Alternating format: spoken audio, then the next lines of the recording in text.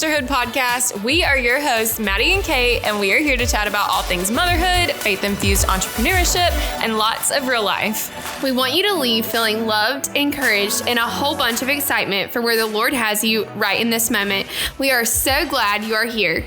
So grab your coffee, matcha, tea, whatever makes you happy, and let's hang out and indulge in some joyful conversations.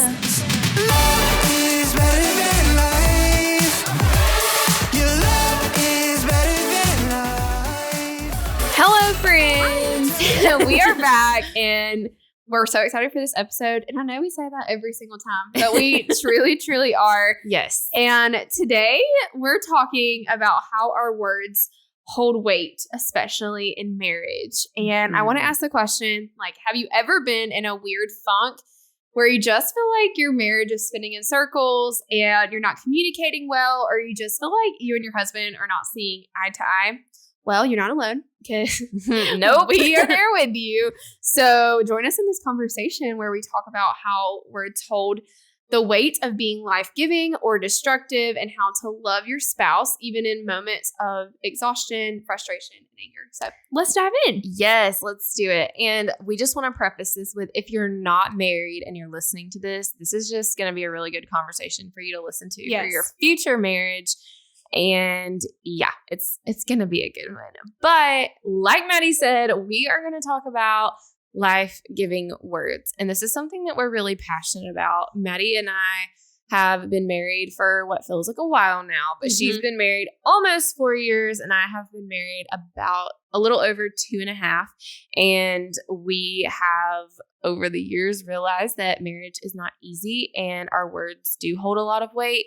And even since becoming moms, those words they really honestly probably hold more weight now, because it's not just words that are encouraging, but it's words that are enabling for them as a dad. And so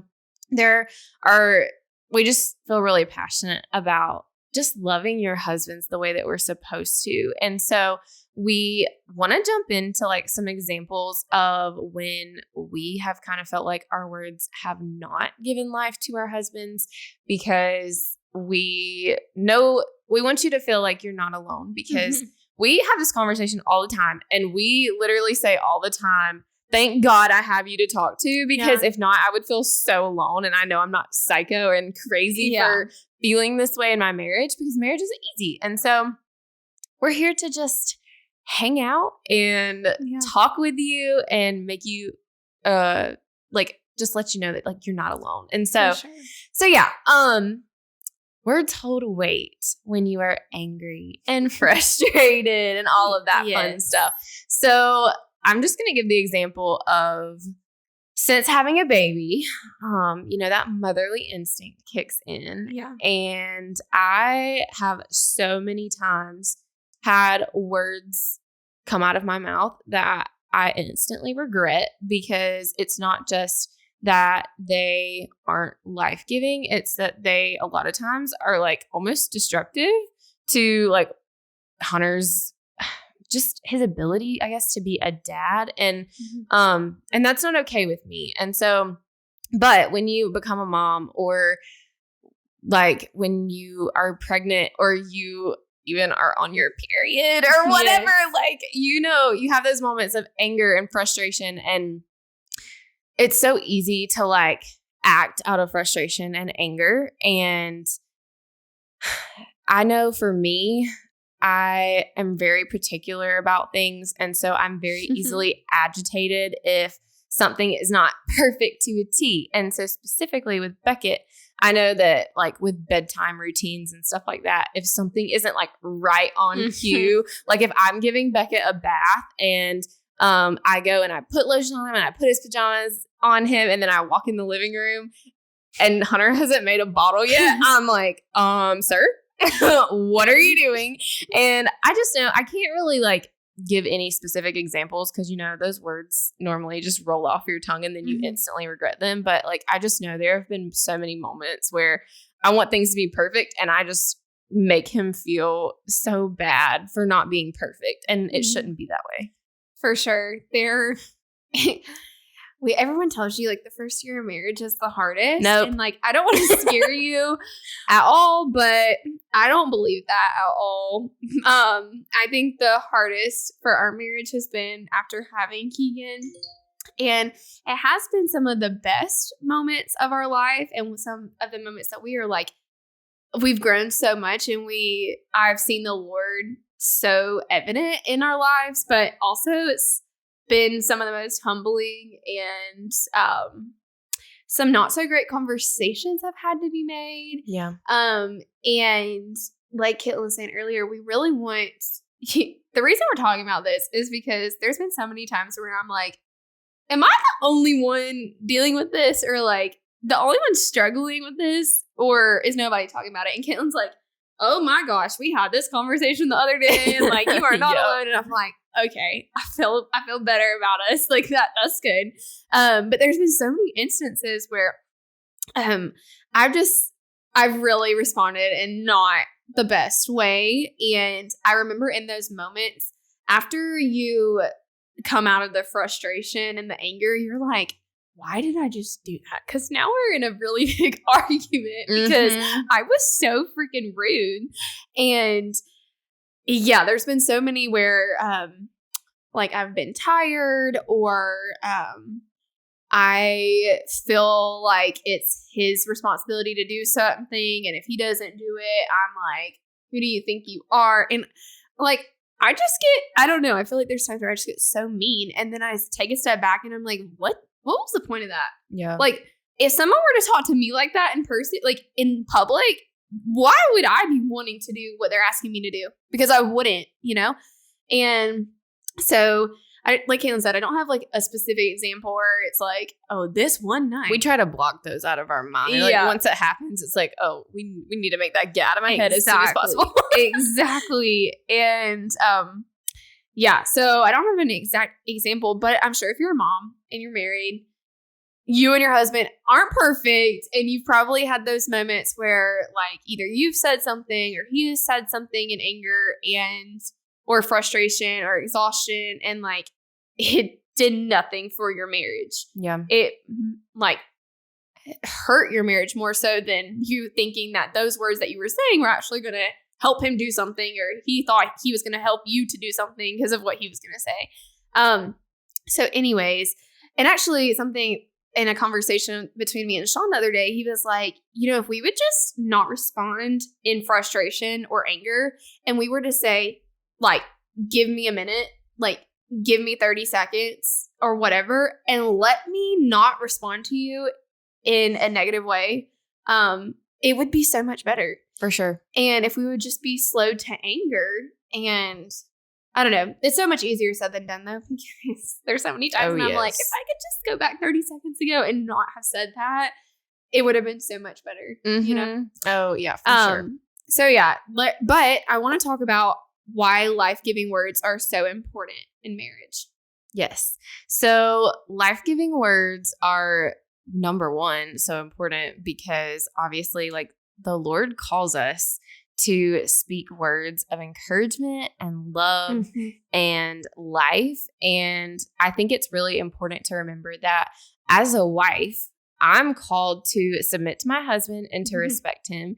And that in and of itself shows that like our words are going to hold weight, because in order for him to feel respected, we have to use words that are going to make him feel respected and encouraged, and ones that like give him confidence as a leader.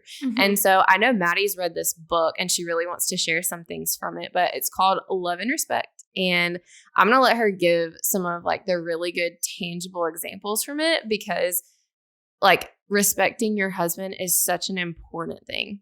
Yeah. And when it comes from Caitlin and I have very strong personalities, and we have a really big leader instinct in us. Yeah, we're very we naturally are very dominant. Exactly. We have very dominant personalities.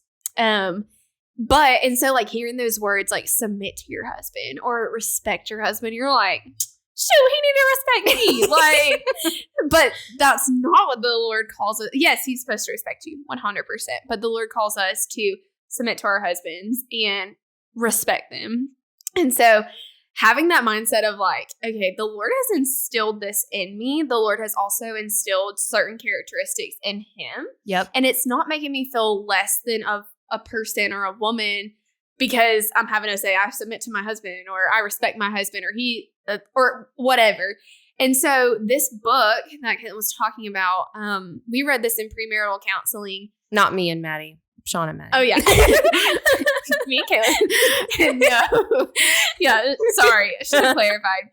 Sean and I, we read this book in premarital counseling, and it makes so much sense. Like, when we were writing this episode, I literally said to Caitlin, I was like, you know, I really should go back and read this book, like, right now, because, and so should Sean, like, because it could make us feel really less alone, but also remind us of how, like, tangible ways we need to show each other or how each other needs to feel loved. And one thing that, like, talks about in the book is how, as a wife, the Lord has made us to love, to want to love, and to expect love. And husbands are made to be respected, want respect, and expect respect. All the expects. And without love from him, like without love from Sean, without love from your husband, us as wives react without respect. And then without that respect from us, he reacts without love. And they give this graph or picture in the book about it's a circle and it's got these arrows on it. And basically it's just like you're going round and round and round. And one of us, Sean, you or your husband, you have to break the cycle. So one of you has to say like, okay, you're not respecting me. I don't feel loved by you. We understand that we're on this crazy cycle. We're not loving, not respecting, we're not communicating. Like, okay, let's start. We understand that. We're acknowledging that we are not doing those things. And let's break that cycle and let's just wipe it clean. And I'm going to start respecting you and you're going to start loving me. And then we're going to get back in this routine of like being honoring and loving and respectful to one another. And there's been so many instances where I have seen, even Sean has said it to me, where like he just feels so disrespected as a man or a husband because of the way that I'm treating him or like these little petty comments that I make. Yep. Where he's like, I just feel so like disrespected by you. Like, it's so hard for me to just show love. And he's like, and I know I'm like, he always says like, I know I'm called to love and like called to love you. And I love you more than anything. But he's like, that's just who we are and how we are built and made. Yep. And when I don't feel respected, it is so hard for me to say, I love you, Maddie. And like, yeah, okay, we want it to look like, you know, a movie and obviously for them to be so selfless and forgiving. And we are called to do those things too. But at the same time, Sean and I are made different. Yep. And we have to understand that like those movies and TikTok, everything's not real, you know? And at the end of the day, our marriage is like the only one I need to care about. I don't need to care about how perfect it looks on someone else or whatever. And I need to realize that our marriage is what it is. And I need to start showing respect and he needs to start showing love. And we need to break this little crazy cycle. And also in the book, it says when a husband feels disrespected, it is especially hard to love his wife. And when a wife feels unloved, it is especially hard to respect her husband. And so if you haven't read the book, first off, go read the book. Yeah, I need to read this book. Yeah, I'm about to go read it again because I'm telling you, there were so many things I was like, oh my gosh, wait, we dealt with that last week. But I thought we were crazy for dealing with that, but we're really not. So those are some ways where you need to choose life-giving words. Choose words that I know are going to be respectful to him instead of being like, oh gosh, I say some mean things. And I really try not to, but there's been times where I've just been like, why did you do that? And that's exactly how I say it. Like he'll do something wrong, like not really wrong in his eyes, but he'll do something like different than I would do with Keegan. And I'm like, why would you think to do that? Like what process, like what in your head, what went through your head where you thought that was a great idea? And like, also why haven't you done this with him? Why aren't you on the ground playing with him? Like, why are you doing other things? Why didn't you do his bedtime routine right? And he's just like, imagine getting that. If Sean were to do that to me, I would be like, watch me not do anything else. Yeah, for real. I think also this is a conversation me and Maddie had the other day is, life-giving words are not just your words. They're your tone and your body language. Tone, yeah. And Maddie and I were talking about the other day how we both have tones that like a lot of people just don't understand. And I think it comes with having like a strong personality and like the way that we were raised. And also like, this is just how we talk. Like, like the way that Maddie was just saying, like, what do you mean you just, yada, yada, yada. Like, our tones have a lot to do with how we respect our husbands also. And I think that, the Lord calls us to be slow to anger. And, like, we need to be slow to speak when we are angry or when we are concerned or when we are frustrated or whatever. Like, we need to make sure that our words are slow, that they are like thought out and that the tone of voice is like being portrayed in a way that's not condescending or something like that, because that's like a whole other thing that I just wanted to add is like your tone and your body language also has a lot to do with like life-giving words. And so that's another thing that can make your husband feel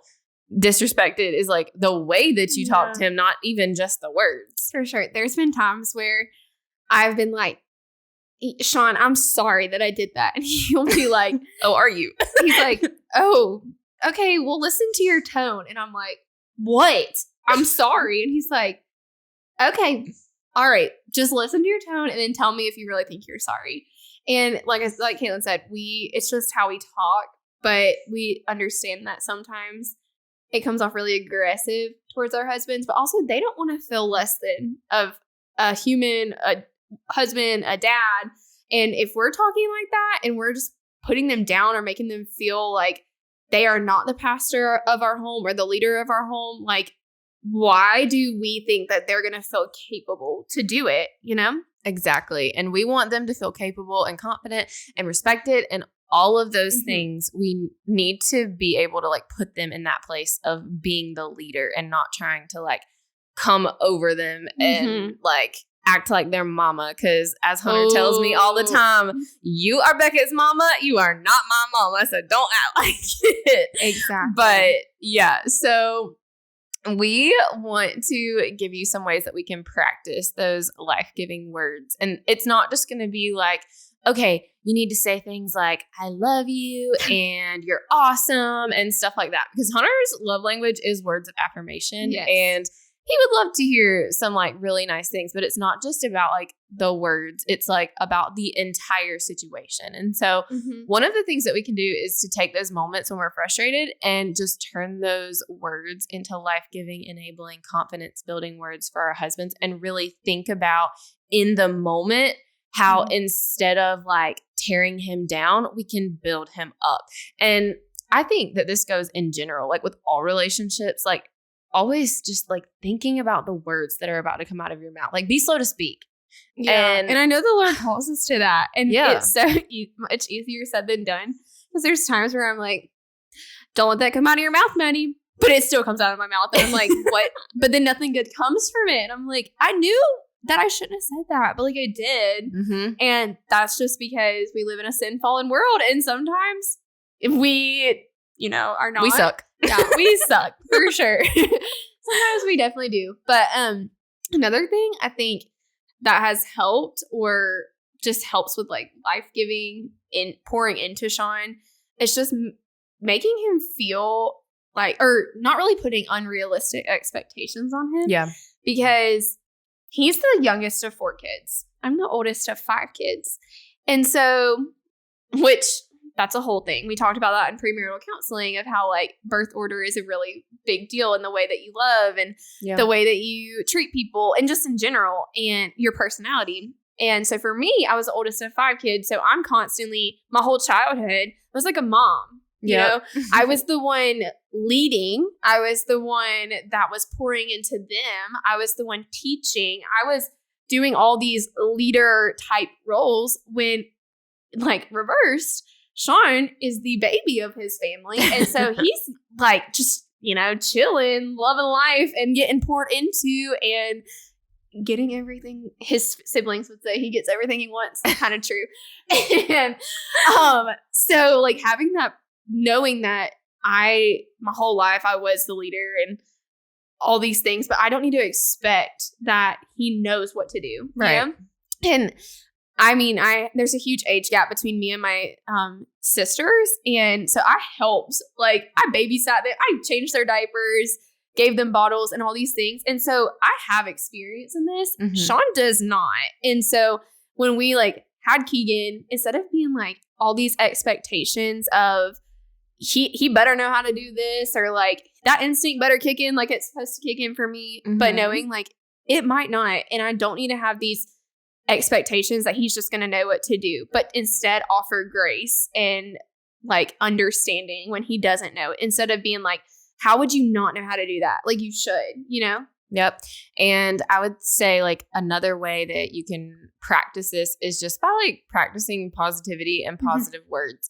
I fully believe that you are what you're around. And I always say mm-hmm. like you need to you need to surround yourself with like encouraging, uplifting, positive people, but mm-hmm. also you are what you take in. And so if you're mm-hmm. constantly like, if you're around negativity or like the shows or the things you read on Facebook, the music, if it's all negative, like, or even like if you're following someone on social media who is maybe acting in a disrespectful way, and then like you're likely to like mimic the things that you take in. You are what you take in, and that's just the truth. And so for me, like I don't do a lot of things that are negative. Like for instance, I don't watch the news. I cannot stand the negative things that come from the news.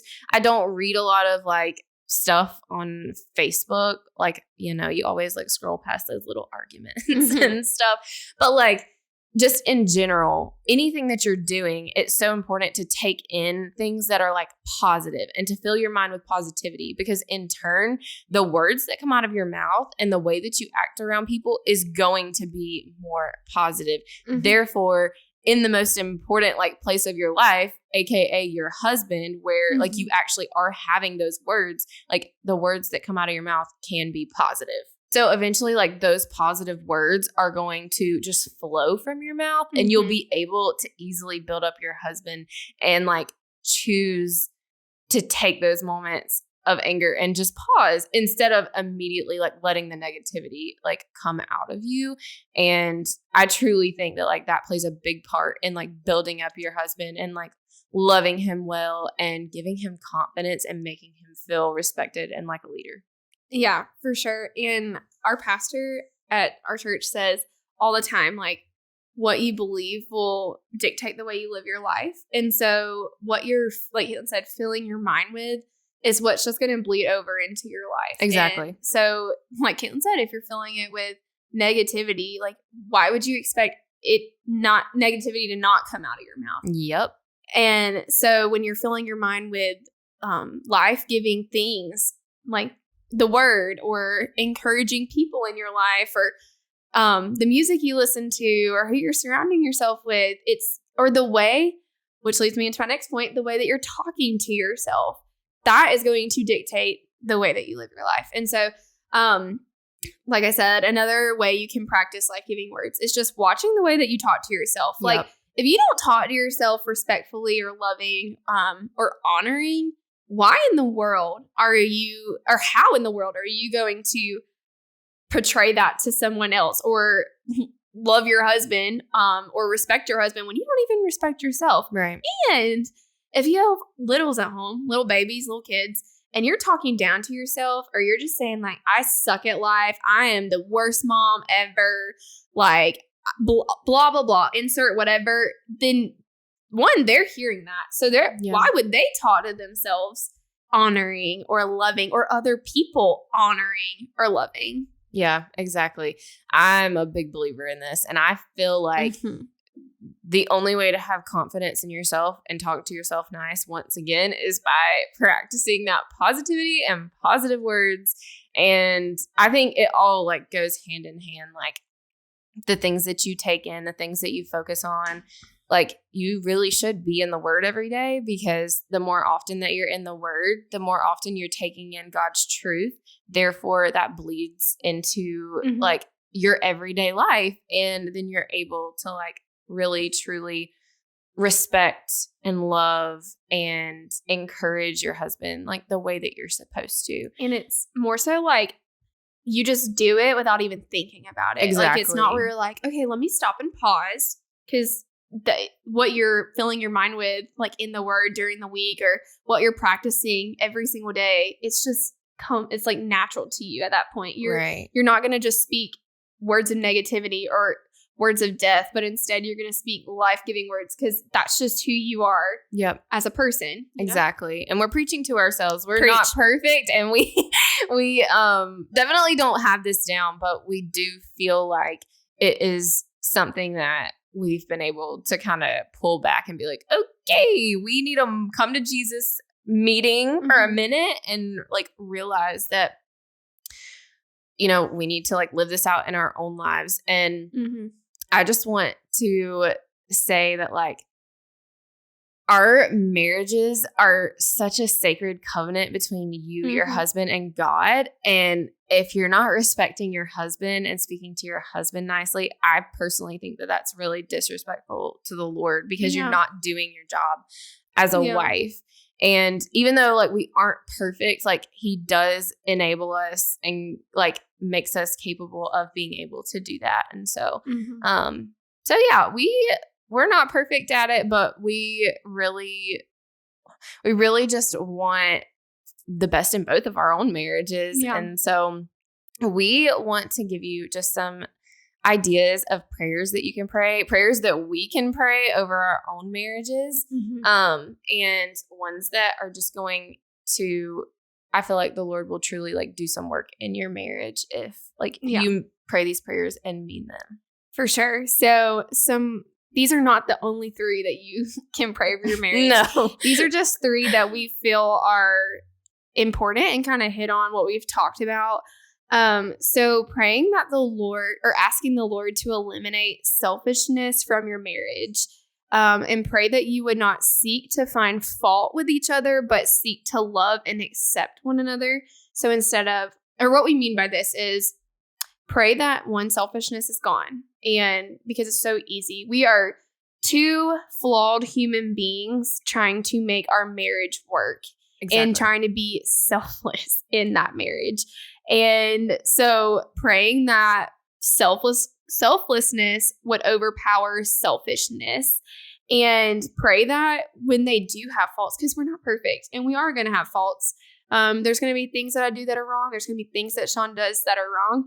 But when those things happen, praying that I wouldn't ponder on that fault, that I wouldn't like seek to find those faults in him. Like, oh yeah, he did that good the other night, but what all did he do bad? And like focusing on his faults. But instead like loving and accepting who Sean is, and that's good enough. Exactly. And then another one that you can pray through is just praying that you wouldn't put unrealistic expectations on each other. I think it's really important to remember that like you and your husband, me and Hunter, are very different people. And it's not fair for me to put those unrealistic expectations that I would just naturally do on him, because like he's a different person. His brain works differently. And also like just because he doesn't do something the way that I do it doesn't mean that what he's doing is wrong or not good enough. And so I think that praying through just expectations and praying that the Lord would like relieve you of that and just allow Him to give you the patience to just watch your husband like do what he's doing, and to just pause and be like, you know, he might not be doing it the way that I'm doing it, but I'm really proud of him for the way that he's doing it. I think that praying that will really help you with like your patience and just your expectations of him. Yeah. Something you said about like pausing and like watching, I think there's times where we're so easy to like butt in and help. Yeah. And that we might think is being super helpful, but in reality, it's doing more damage, because they're like subconsciously thinking that you don't think they're good enough at what they're doing. Oh, yeah. And so if you were to just pause, and if they need help, they're going to ask for it. Trust me, we know. For sure. But if you just like pause instead of rushing to fix it or do it or whatever, or try to do it your way that you think is right, if you just pause and watch, one, you're going to be humbled because you're about to watch your husband be a dad, and that's really cool. But two, you're going to enable them, make them feel capable, and not make them feel like what the way that me as a wife or me as a mom does it is better than the way that Sean is doing it. Oh, yeah, for sure. And then the last prayer that we put is pray that your words would speak life and not death. And that, like we talked about this whole podcast episode, this is something I've prayed forever. It's written in my Bible over and over and over. And not just in my marriage, but in life in general, that the words that would spill out of my mouth make people know that I love Jesus, and that they would speak life to those people and not death. Because I don't want people at the end of the day being like, Maddie said that word to me, or Maddie said those words to me, and that like really hurt. Or Sean being like, Maddie made me feel the way that she said something made me feel really incapable, or made me feel like I suck as a dad because her words were words of death and not of life. Oh, yeah, for sure. Preach, sister. So those are the prayers that we think that would, or not that we think, that we know will do a really good job in like helping you speak words of encouragement, words of life, enabling words, confidence building words, all of those things. And we pray with you that this would happen in our own marriages. We pray over you that your marriage will be life-giving in general, and that you'll just be able to approach situations with humility and also with just patience. And we know it's hard. We literally live this every single day, and we have had multiple conversations with our husbands all about, well, I feel like you don't respect me, and I feel like I'm not a leader, or yada, yada, yada. And as funny as I'm joking about it, like in those moments, it really does hurt for me to feel like I am tearing him down or I'm not respecting him. And so we just want you to know that we're here for you, and you're not alone when you're going through these things. And it's normal. Yeah, it's definitely normal. But also we do have the ability to take a step back and to love our husbands the way that they're supposed to be loved and respected. And we are so glad that you joined us in this conversation, and we hope that you got something out of this. And like Caitlin said, we are praying with you, praying over our own marriages, and we'll be praying for you guys. And we just can't wait to see like how the Lord works in and through your life. And like I said, we're so thankful that you're here. We love you guys, and we release new episodes every Wednesday. So see you next week. Bye. Bye. We had so much fun getting to hang out with you today, and we hope that you're feeling encouraged, loved, and full of purpose. If you've enjoyed today's podcast episode, we would absolutely love it if you would write us a review so that we can hear how we encouraged you. And if you haven't subscribed, go do that right now. Also, you can join the Sisterhood by finding us on Instagram at The Refined Sisterhood. Okay, friend, we hope you have the best week, and we will see you in the next episode.